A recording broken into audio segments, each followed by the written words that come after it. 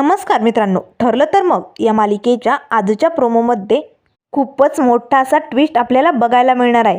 कारण प्रिया ही तन्वी नसून बबली सदाशिव लोखंडे असल्याचं सत्य आता सायली आणि अर्जुन समोर आलेलं असतं.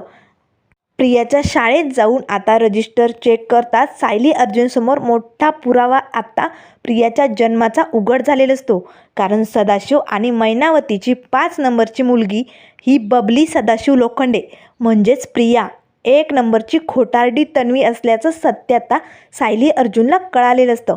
तर इकडे प्रियाचा पाठलाग करण्यासाठी आता घरातनं बाहेर पडलेली सायली अर्जुनला खीर घेऊन आता अर्जुनच्या ऑफिसमध्ये आलेली असते. त्याच वेळेस आता चैतन्याला फोन येतो. आता चैतन्याला फोन आता महिपतच्या बंगल्यासमोर जो माणूस राहत असतो ना त्याचा आलेला असतो. तेव्हा तो व्यक्ती आता चैतन्याला म्हणू लागतो, सर तुम्ही सांगितल्याप्रमाणे त्या दिवशी या बंगल्यात एक मुलगी आली होती ना, तिच्यावरती लक्ष ठेवा असं म्हटलं होतं ना. आज मुलगी नाही आली पण एक असा वेश घालून माणूस इकडे आला होता. हां, पण तो माणूसच होता याची गॅरंटी नाही. नक्कीच काहीतरी डाऊट आहे. कदाचित ती मुलगीच पुन्हा त्या बंगल्यात आली असेल. ती मुलगी म्हणजे साक्षी. आता मात्र चैतन्य मला लागतो, थँक्यू तुम्ही माहिती दिल्याबद्दल खूप खूप आभार. लगेच आता सायलीसमोर चैतन्य अर्जुनला म्हणू लागतो, अर्जुन महिपतच्या बंगल्यात आज पुन्हा एक व्यक्ती आली होती आणि त्या समोरच्या माणसाने आपल्याला ही अपडेट दिली बरं का. त्यावर लगेच आता सायली म्हणू लागते, 1 मिनिट, महिपतच्या बंगल्यासमोर म्हणजे तुम्ही महिपतच्या बंगल्यासमोर काही चौकशी करतायत का? काय झालं आहे? आता साक्षी जिवंत असल्याचं सत्य अर्जुन आणि चैतन्याला माहीत असतं पण ते सायलीपासून लपवायचं असतं ना. पण मात्र आता सायली खोदून अर्जुनला प्रश्न विचारू लागते.